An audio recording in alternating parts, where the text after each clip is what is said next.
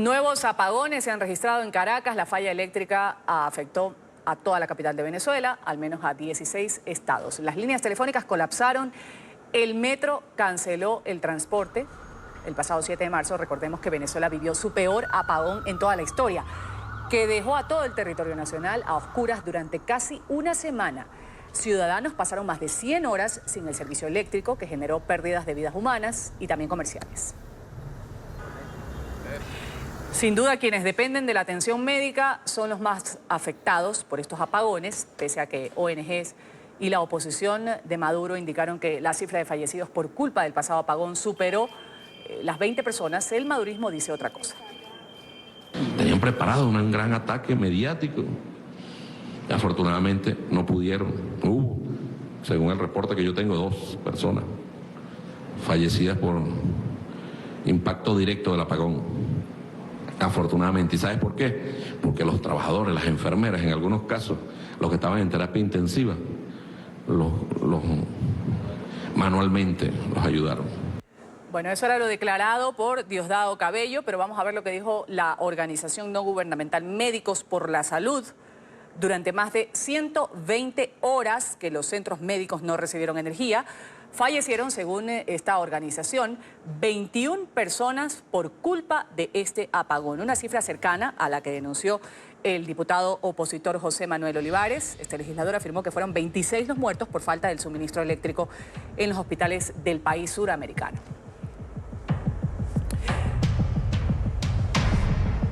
Saludamos en Miami, Florida, a esta hora a Francisco Valencia, él es director de la ONG Coalición de Organizaciones por el Derecho a la Salud y a la Vida. Un buen día, gracias por estar con nosotros. Bienvenido a La Mañana. Gracias, Ruth, por el contacto. Bueno, ¿cuánto afecta en realidad estos apagones prolongados, constantes, que se han registrado en Venezuela, hablamos en menos de un mes, para un paciente en particular? Bueno, Ruth, es una situación terrible para el sector salud, especialmente para aquellos que dependen, por lo menos las personas con insuficiencia renal, que tienen que depender de una diálisis para mantener su calidad de vida. En Venezuela, en el último apagón, pudimos registrar 21 personas fallecidas en unidades de diálisis por dejar recibir este tipo de terapia que son fundamentales para mantener su vida. Ellos son un grupo muy vulnerable. Obviamente, aquellas también bebés que se encuentran en incubadoras, que se encuentran en terapias intensivas, donde los aires acondicionados dejan de funcionar porque no existe plantas eléctricas en ninguna de estos hospitales a nivel nacional. El gobierno nunca ha tomado las previsiones, como tú sabes, de esta situación de salud en Venezuela. Por eso nos encontramos en esta emergencia humanitaria que se vive. Entonces, la afectación es gravísima a la población con insuficiencia renal y aquellas que dependen de unidades de cuidados intensivos en los centros hospitalarios. Ahora, ¿cuál es la cifra que ustedes registran hasta el momento del pasado apagón de más de 100 horas? Porque había una contradicción y no importa cuántos sean, lo importante es que se ha afectado vidas humanas. Pero para ponerlo en contexto, de acuerdo a la experiencia de los registros que tienen los centros de salud en Venezuela, ¿cuál es esta cifra de muertos? Mira, son 2 cifras las que maneja Médicos por la Salud, que ellos manejaban y monitoreaban el tema hospitalario en los propios centros hospitalarios, que creo que llegaba a los 20 personas fallecidas, y las que manejamos en Codevida, que nosotros desplegamos a todos los coordinadores nacionales a las unidades de diálisis, que ahí registramos 21 personas fallecidas, registradas, documentadas con nombre y apellido. De hecho, denunciamos a los días próximos de esta denuncia que el gobierno, a cambio del silencio de estos familiares, les ofrecía indemnizar a estos familiares de aquellos que murieron. Entonces, diríamos que más o menos 42 personas fallecieron entre los hospitales y los centros de unidades de diálisis en Venezuela. Quizás hay mucho más, Ruth, pero la comunicación y el acceso a la información, que quizás a veces hay mucho miedo por parte de los familiares, limitan tener un exacto de la cantidad de muertes que se generan por esta situación de luz, pero sin duda son muchísimas vidas que han sido, han fallecido por la situación de la electricidad. Claro, justamente no solo, vamos a apartarnos un momento de lo más importante que es la vida. del ser humano que justamente pierde por una situación como un apagón, no puede recibir la atención. Las actividades normales de las personas se retrasan. Ya veíamos al ministro de Maduro diciendo que por 24 horas las escuelas van a estar cerradas, los trabajos también pues van a tener sus serias limitaciones, el transporte. Decenas de personas tuvieron que caminar, cientos de personas tuvieron que caminar ayer largos trayectos para poder llegar, esto debido a las fallas que había en el transporte. Pero una persona que va a un hospital, ¿dónde se ve particularmente? O sea, es que yo no me imagino cómo será en un centro de terapia intensiva estar sin energía eléctrica. Bueno, Luz, mira, para hablarte por eso que es una emergencia humanitaria, porque la escasez de efectivo, la ausencia de plata en los cajeros automáticos, la paralización del transporte público por falta de repuesto ya por la misma situación de Venezuela. Se le suma el tema de la luz eléctrica a aquellos que tienen que acudir a centros hospitalarios por alguna emergencia o por algún tratamiento de quimioterapia que deban de recibir. La situación se les pone mucho, bueno, en una situación casi imposible de lograr, ¿no? Y se ve afectada su vida cotidiana. Aparte que el venezolano hoy en día vive con lo que compra a diario porque no puede hacer un mercado cuando antes, muchos años atrás, uno lo hacía por 15 días, uno vive el día a día con lo que pueda tener en la mano, lo que pueda generar de ingresos ese mismo día y comprar lo que necesita de comer. Entonces una persona, por darte un ejemplo, que requiere ir a hacerse un tratamiento de quimioterapia, un centro de salud, que no consiga efectivo para poder para trasladarse o que no pueda conseguir divisas, porque ahora esto genera de que el mercado negro te pida divisas para poder conseguir hielo, para mantener la insulina para aquellos que dependen de insulina o la quimioterapia en tu casa. En fin, pones a la persona, quien es el afectado, en una situación muy vulnerable donde obviamente pierde por su totalidad lo que es los alimentos y los tratamientos que pueda tener en casa o los que pueda necesitar para tratarse. Así es. Francisco Valencia ha estado con nosotros, director de la ONG Coalición de Organizaciones por el Derecho a la Salud y a la Vida. Gracias por estar con nosotros aquí en la mañana de NTN 24. Gracias a ti. Y ya lo decíamos con el señor Valencia, pues muchas cosas se trastocan, el trabajo de muchas personas, entre ellas el de nuestro periodista en Caracas. Por el corte, pues es casi imposible llevar a cabo la comunicación, pero vamos a hacer un contacto telefónico hablando de la audiencia de presentación de Roberto Marrero, el jefe de despacho del presidente interino Juan Guaidó. Marrero ha sido detenido el día jueves pasado, es acusado de ser el líder de una célula terrorista. El mandatario interino ha hecho un llamado a los jueces y a funcionarios para que no cooperen con la dictadura. Oliver Fernández nos reporta a esta hora telefónicamente. Oliver, adelante con tu reporte. Un buen día para ti, Ruth, y un buen día para todos los televidentes. Bueno, así es, aproximadamente a eso de las 10 de la mañana fue trasladado, las 10 de la mañana de este lunes fue trasladado Roberto Marrero y su chofer hacia el Palacio de Justicia, pero esta audiencia, vale destacar que comenzó aproximadamente a las 8:45 de la noche. Allí estuvimos nosotros, pudimos conversar con su hermano Reinaldo Marrero, quien también hacía prácticamente el mismo llamado que ha hecho el presidente encargado de Venezuela, Juan Guaidó, pues no tenía nada que ver con todo lo que con toda la exposición que prácticamente había hecho el vocero del Partido Socialista Unido de Venezuela, Jorge Rodríguez. Aseguraba que se habían equivocado de familia, que se habían equivocado con Roberto Marrero y que no se iban a rendir, que lo que se quería era de alguna manera atacar no solo al Partido Voluntad Popular, sino también al presidente encargado de Venezuela, Juan Guaidó, para tratar de dañar la imagen y así poder de alguna manera neutralizar este movimiento que se ha gestado desde el pasado mes de enero, en el que hay una mayoría abrumadora de venezolanos quienes están apoyando todas las acciones que está realizando el presidente encargado de Venezuela, Juan Guaidó. Pero Ruth, vamos a escuchar qué fue lo que dijo entonces Reinaldo Marrero, hermano de Roberto Marrero, quien se encuentra preso en el Servicio Bolivariano de Inteligencia Nacional, SEBIN. ¿Qué esperan ustedes de esta audiencia? Bueno, mira, esperamos que prive la verdad, que prive la sensatez, que se imponga que Roberto no tiene ningún tipo de delito que haya cometido para estar secuestrado por ellos. Pero de verdad que nosotros creemos que esta movida del régimen es para atacar directamente al gobierno de Guaidó.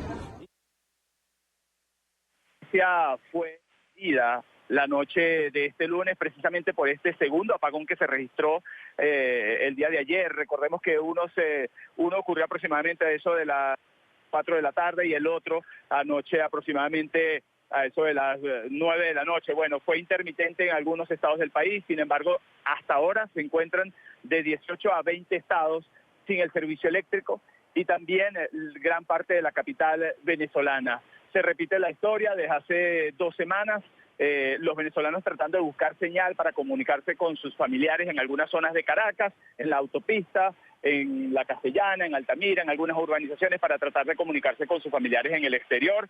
Otra vez se repite la historia en los hospitales. Evidentemente nos reportes de víctimas a causa de esta situación. Sin embargo, habrá que esperar entonces el recorrido que hagan algunos diputados a la Asamblea Nacional. Es importante también decirles que Jorge Rodríguez, ministro de Comunicación de Nicolás Maduro, pues aproximadamente a eso de las 5 de la madrugada de este martes, pues suspendía las actividades laborales para el sector público y también las clases para los jóvenes que tienen que asistir a los colegios, evidentemente porque no hay luz en todo el territorio nacional. Importante también decirles que ayer culpaba prácticamente a supuestamente un nuevo ataque por parte de algunos sectores de oposición. Esto nosotros, pudimos en la calle conversar con algunos ciudadanos. Ellos decían que esto se debe precisamente a la desinversión y a la corrupción que se ha gestado en los últimos 20 años y es lo que nos han dicho los ciudadanos, que prácticamente siempre desde el gobierno o desde la llamada Revolución Bolivariana han tratado de culpar a otros sectores y no asumen la responsabilidad de esta desinversión que se ha visto en los últimos 20 años. Aproximadamente unos 20 ministros han pasado por el Ministerio de Energía Eléctrica y ninguno ha podido solventar esta situación que ya es prácticamente grave, Ruth, porque los ciudadanos se quedan sin el servicio eléctrico y eso trae como consecuencia que tampoco haya agua, tampoco Correcto. Las emergencias puedan funcionar en hospitales, la comida se daña, etcétera, etcétera, Ruth. Claro, un efecto en cadena. Oliver Fernández, vía telefónica, precisamente por las fallas que hay en el Internet, para poder traer hasta nuestros televidentes de NTN24 el reporte de lo que sucede en Caracas. Oliver, gracias por todo lo que nos has informado hasta este momento. Un abrazo para todos. Igualmente. Vamos a hablar ahora del secretario del Departamento de Estado, Mike Pompeo, que se prepara para hacer unas declaraciones horas después de que Estados Unidos condenara la llegada de 2 aviones rusos con centenares de militares a territorio venezolano. El aterrizaje de estos aviones justamente ocurre luego de que Maduro asegurara que había reforzado su seguridad tras supuestamente desmantelar un plan de Juan Guaidó para asesinarlo. El día de ayer Pompeo habló telefónicamente con el ministro de Exteriores de Rusia, diciéndole que están preocupados por esta situación, pero advirtió también que la región no se iba a quedar de brazos cruzados con esta situación. Carolina Valladares, periodista de NTN24 en Washington, tiene el reporte. Adelante, Carolina, un buen día. ¿Qué tal? Buenos días. Desde Washington, la llegada de 2 aviones rusos, tanto con material como con personal militar, al aeropuerto de Maiquetía en Caracas, ha encendido las alarmas en la comunidad internacional. Gobiernos como Estados Unidos, también organizaciones como la OEA, consideran que es inadmisible que Rusia, un gobierno extranjero, mantenga programas y acuerdos de cooperación militar con un régimen, en el caso de Venezuela, cuyo presidente ha sido declarado como ilegítimo y además como usurpador. Maduro ha perdido el apoyo del pueblo venezolano, por lo que confía en el apoyo de Cuba y Rusia para usurpar la democracia y reprimir a civiles inocentes. Esta noticia muestra que se está volviendo aún más temerario y se está aislando más.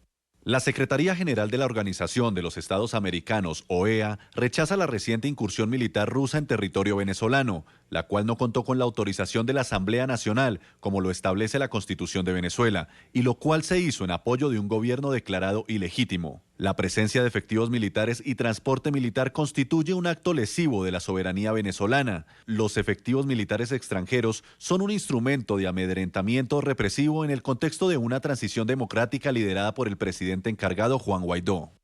Además, altos funcionarios del gobierno de los Estados Unidos consideran que la vigencia de estos acuerdos de cooperación militar entre Rusia y Venezuela constituyen una amenaza a la paz y a la estabilidad en el hemisferio occidental. Este es el reporte desde Washington, Carolina Valladares para NTN 24. Carolina, gracias por tu reporte. Hablamos del jefe del Comando Sur de Estados Unidos, que también se ha pronunciado hace pocos minutos sobre la llegada de estos 2 aviones rusos a territorio venezolano durante la celebración de la Semana Naval. Nuestra periodista en Miami, Paola Serna, tiene las declaraciones del alto funcionario estadounidense. Paola, adelante. Hola, ¿qué tal? Muy buenos días. En pocos minutos comenzará este acto inaugural de la Semana Naval que se realiza aquí en la ciudad de Miami, la cual contará con la participación de varias autoridades de la ciudad de Miami, el alcalde, también del condado Miami-Dade, autoridades del Comando Sur, como el comandante Craig Fowler, con quien tuvimos la oportunidad de hablar hace algunos minutos sobre el tema de Venezuela, los rusos llegando a este país y también de la guerrilla colombiana, el aumento de las incautaciones de droga que intentan llegar a los Estados Unidos. Eso nos dijo el comandante. Es un honor estar hoy aquí en Miami para celebrar la Semana Naval frente a la embarcación USA Nueva York. El mundo fue unido después del 9/11 y está unido para apoyar a Guaidó, mientras Rusia muestra su verdadero color alineándose con el gobierno ilegítimo y la dictadura de Maduro. La dictadura de Maduro continúa en el poder por el apoyo de los rusos y Cuba, y esto se da por el apoyo de Rusia sin importarles el sufrimiento del pueblo venezolano. Durante esta semana, las personas del común tienen la oportunidad de ingresar a las embarcaciones, hacer recorridos también. Las personas que se hayan acreditado, por supuesto, pueden participar de todos los eventos que se tienen programados durante la Semana Naval aquí en la ciudad de Miami. La información, soy Paola Serna desde el puerto de Miami. Continúen ustedes con más desde nuestros estudios centrales. Buenos días. Buen día, Paola, en Miami. Gracias por esas declaraciones. La periodista Fabiana Rosales, esposa del presidente interino de Venezuela, Juan Guaidó, llega a Estados Unidos. En los últimos días, el fin de semana, estuvo recorriendo varios países de América Latina, agradeciendo el respaldo mayoritario de la región al gobierno de su marido. La ciudad de Nueva York es el punto de arranque de su gira por la Unión Americana. Enseguida, Alejandro Rincón nos tiene el tema. Alejandro, un buen día.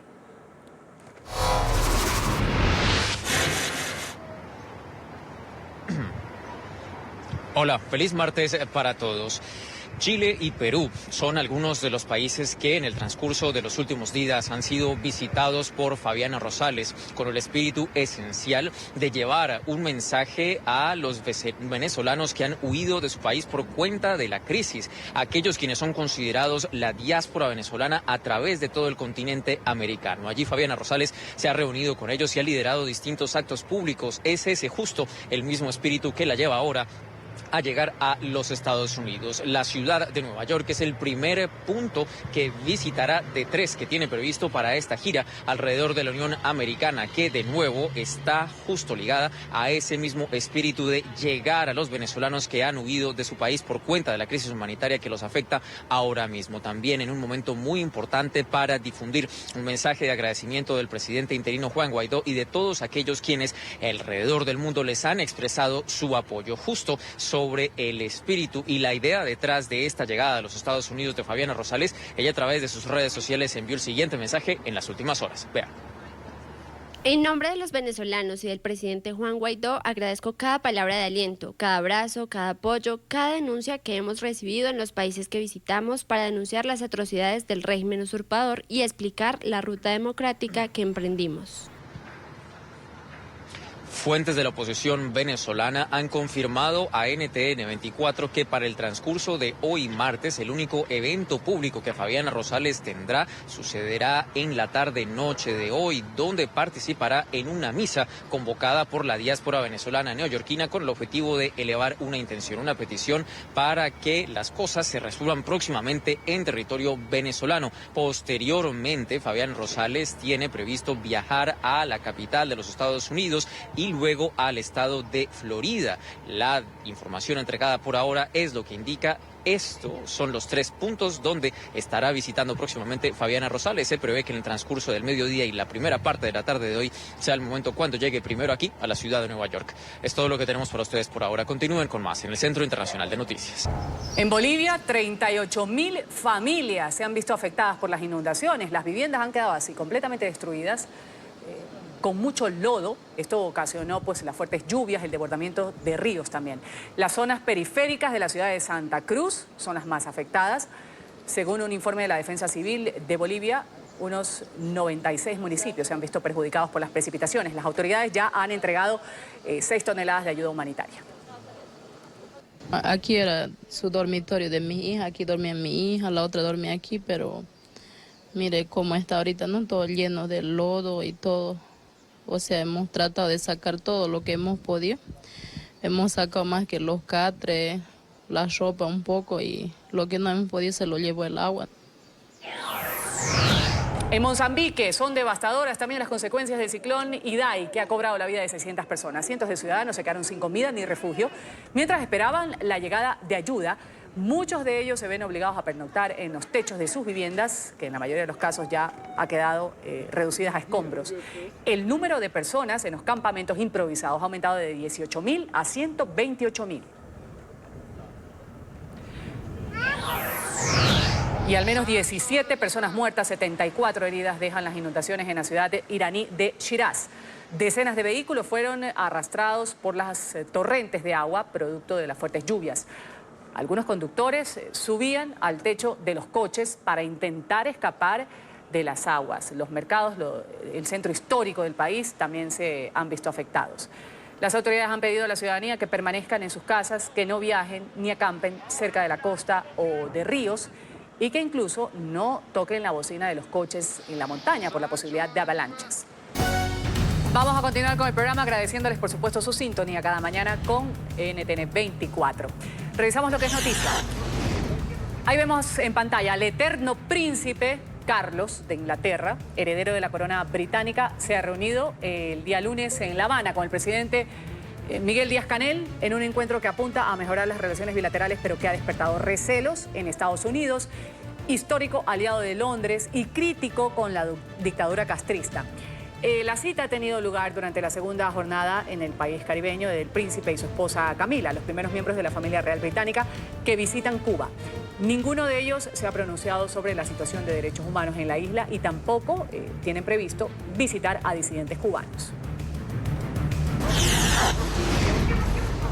Las autoridades canadienses han concedido asilo a una mujer y a su hija que en el 2013 dieron cobijo al ex agente estadounidense de la CIA, Edward Snowden, en Hong Kong durante su camino hacia Rusia. Se espera que la filipina Vanessa Mae Rodel y su hija de 4 años, que vivían en Hong Kong en situación ilegal desde hace algunos años, lleguen este mismo martes a Canadá. 4 personas, entre ellas una bebé, han muerto cuando un bote que transportaba a migrantes se hundió frente a las costas de Turquía. 11 de ellos, incluyendo un menor de edad, lograron ser rescatados por la Guardia Costera turca. La embarcación transportaba a ciudadanos iraníes y afganos que se dirigían a la Unión Europea en busca de mejores condiciones de vida. El presidente de Francia, Emmanuel Macron, ha exigido al mandatario chino Xi Jinping respeto por la unidad de Europa como bloque comercial y geopolítico. En una reunión en París, a la que también asistió la canciller alemana Angela Merkel y el presidente de la Comisión Europea, los dirigentes europeos han dejado entrever su desconfianza ante las ambiciones hegemónicas de Pekín, que dividen al club continental. El encuentro cierra una visita de 5 días del líder chino a Italia, Mónaco y también a Francia.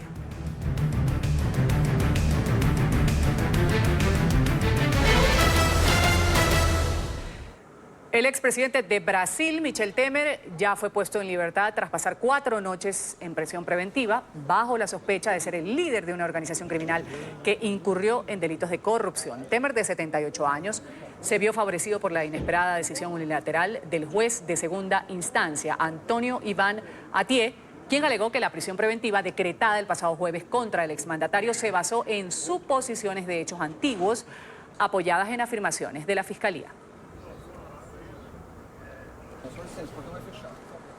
El presidente de Brasil, el ultraconservador Jair Bolsonaro, protagoniza una nueva polémica. El mandatario ha ordenado conmemorar el próximo 31 de marzo el aniversario del golpe de Estado del 64, que derivó en 20 años de dictadura militar con 5 gobiernos de facto.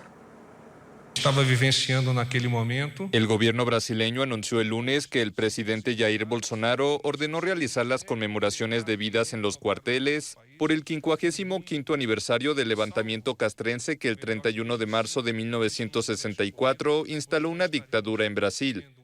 Bolsonaro, un ex capitán del ejército, no considera esos hechos como un golpe de Estado. Ele considera que a sociedade reunida y percebendo o perigo que o país... Él considera que la sociedad reunida, percibiendo el peligro que el país estaba viviendo en aquel momento, junto con civiles y militares, pudo recuperar y recolocar nuestro país en un rumbo que, salvo el mejor juicio, si hubiese ocurrido, estaríamos teniendo un tipo de gobierno que no sería bueno para nadie. De gobierno aquí que no sería bom para ninguém. Bolsonaro siempre ha defendido el régimen militar brasileño y desde que llegó al poder ha reivindicado también a otras dictaduras militares en Latinoamérica, como la del paraguayo Alfredo Stroessner y la del chileno Augusto Pinochet. En 2011, la expresidenta Dilma Rousseff, torturada durante la dictadura, ordenó a todos los brazos de las Fuerzas Armadas suspender cualquier actividad que conmemore ese régimen. Según la Comisión Nacional de la Verdad, durante la dictadura brasileña hubo 434 asesinatos cometidos por cuerpos represivos, así como de centenares de detenciones arbitrarias y de opositores torturados.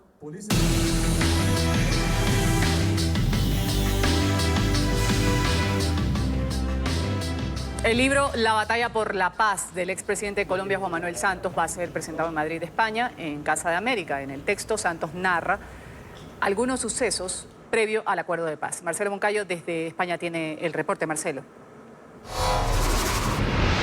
Hola, ¿qué tal? Un cordial saludo para todos ustedes en la mañana, amigos televidentes. Este día aquí en Madrid, muy temprano, el expresidente de Colombia y Premio Nobel de la Paz, Juan Manuel Santos, tuvo un encuentro con los medios de comunicación en el marco de la presentación de esta noche de su libro La batalla por la paz.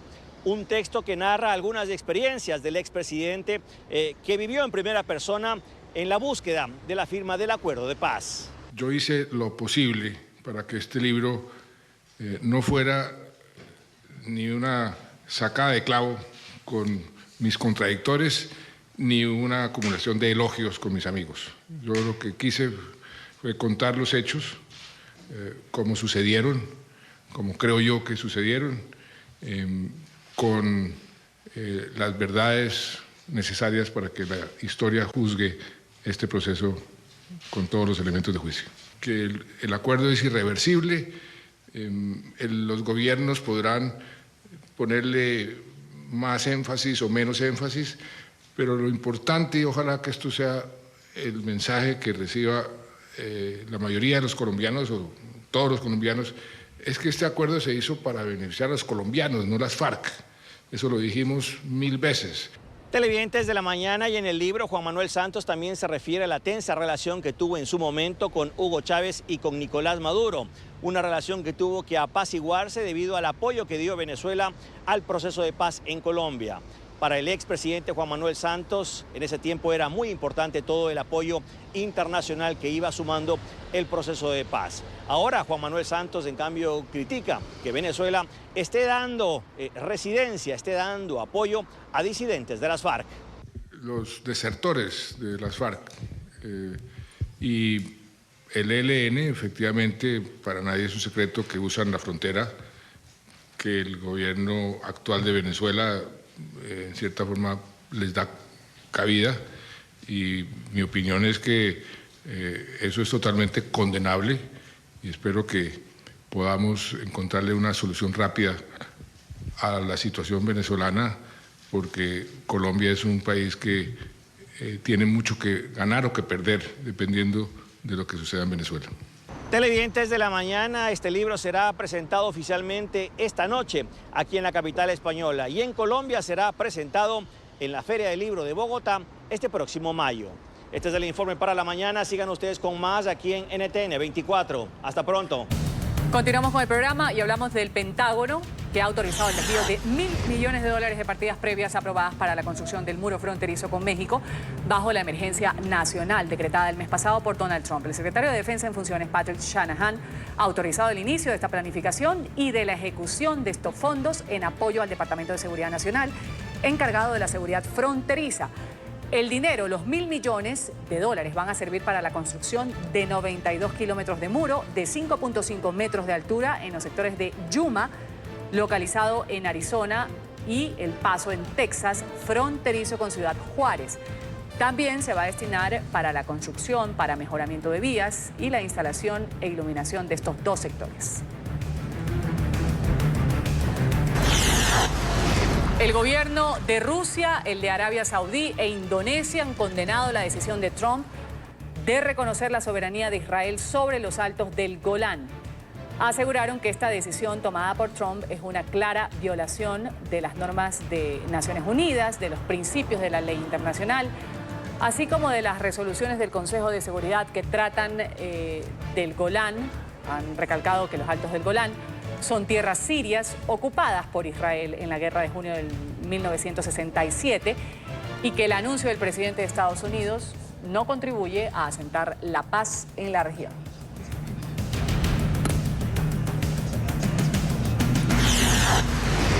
Por unanimidad, la Cámara de Representantes de Estados Unidos ha aprobado una serie de proyectos de ley para mitigar la amenaza ruso-venezolana. Con estas iniciativas, que fueron presentadas por congresistas demócratas de Florida, buscan limitar la influencia militar del Kremlin, así como el acceso del régimen de Nicolás Maduro a armas no letales. Han aprobado además aumentar la ayuda humanitaria a Venezuela. La votación de este lunes ha coincidido con la llegada del fin de semana a Caracas de 2 aviones militares rusos. Y mientras tanto, el régimen de Maduro ha acusado a Colombia de violar los derechos humanos de 3 funcionarios consulares que fueron detenidos y expulsados de ese país. Las personas habían sido vistas tratando de entrar a Cartagena, a territorio colombiano, en condiciones de turistas. Pretendían salir desde el aeropuerto de Bogotá con el equivalente a más de $40.000, así como 18 pasaportes venezolanos nuevos y diligenciados, junto a otros 7 pasaportes en blanco. En un comunicado, la Cancillería de Maduro condenó la que llamó detención arbitraria de estos funcionarios. Ha exigido que según se lee un comunicado, la devolución inmediata de los bienes incautados. Venezuela a oscuras otra vez. Gran parte del país volvió a quedarse sin luz, con 2 nuevos apagones, casi 3 semanas después del mayor corte eléctrico que ha vivido la nación.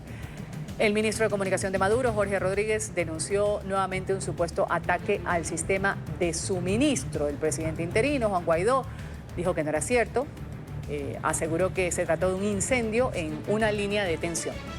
Rodríguez confirmó que el día de hoy han sido suspendidas las actividades laborales, educativas, durante aproximadamente 24 horas, mientras se restablece el servicio. Y México ha lanzado un desafío diplomático contra España por la conquista hace 500 años. El presidente Andrés Manuel López Obrador envió una carta al rey de España, a Felipe VI, en el que insta a reconocer los atropellos que las autoridades mexicanas consideran se cometieron durante la conquista y a pedir disculpas por ello. El gobierno español ha afirmado que lamenta profundamente la publicación de esta misiva, que rechaza con firmeza los argumentos de la misma. Esto era lo que decía el mandatario mexicano sobre el tema. Envié ya una carta al rey de España y otra carta al Papa para que se haga un relato de agravios y se pida perdón a los pueblos originarios por las violaciones a lo que ahora se conoce como derechos humanos. Israel ha desplegado tanques en la frontera con la Franja de Gaza un día después de que milicias palestinas lanzaran alrededor de 30 cohetes y proyectiles de mortero contra blancos israelíes. Las autoridades de Israel han limitado las actividades civiles en esta zona periférica al enclave palestino y ha ordenado el cierre de las escuelas, de centros en general, que no se acuda a trabajar, excepto si se tiene un refugio antiaéreo muy cerca.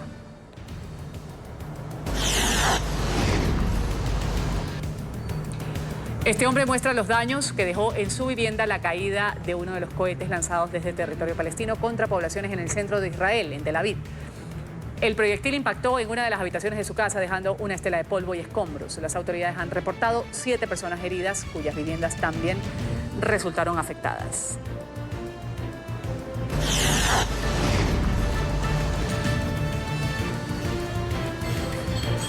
En redes sociales siguen publicándose nuevos videos de los aterradores momentos que vivieron los pasajeros y tripulantes del barco Viking Sky, que recorría la costa noruega. Este crucero sufrió una avería en el motor tras ser embestido por olas de hasta 8 metros y fuertes vientos el pasado 23 de marzo.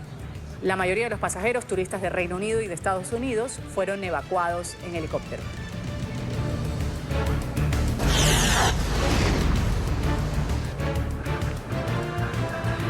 Los habitantes de una localidad en el oeste de Nueva Zelanda han captado con las cámaras de sus teléfonos móviles el colapso de un puente.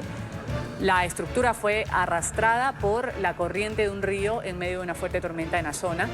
Se ha decretado el estado de emergencia por las inundaciones.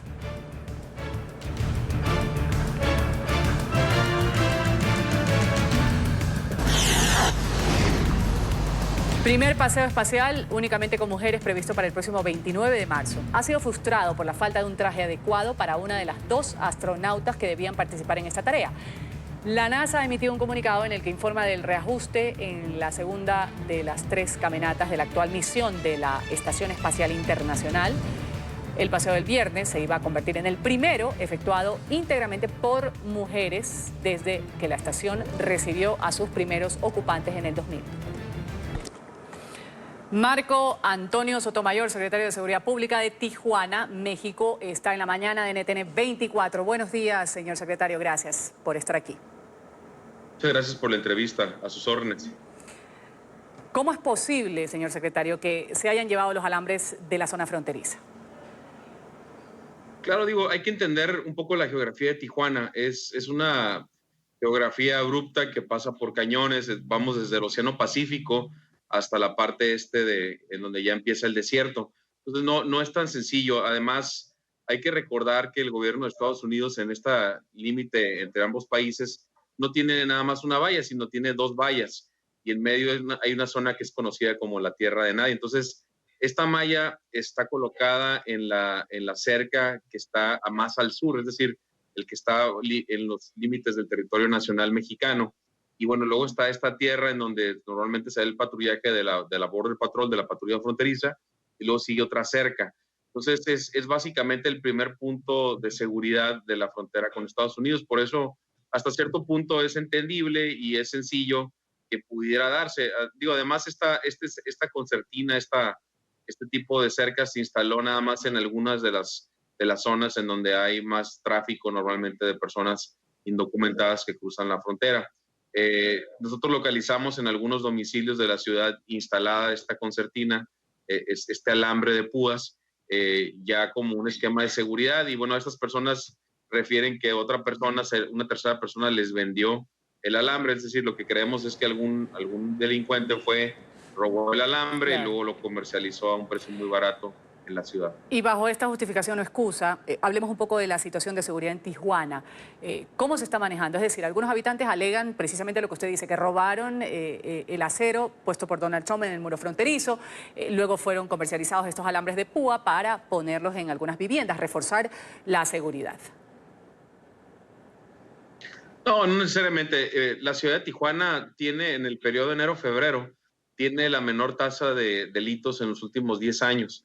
Nosotros, para que nos demos una idea, de 2008 a la fecha, hemos tenido una reducción del 40% de los delitos. Los robos, sobre todo, son los que han disminuido más. Sin embargo, en cualquier ciudad del mundo, Tijuana es una ciudad con 1.7 millones de habitantes.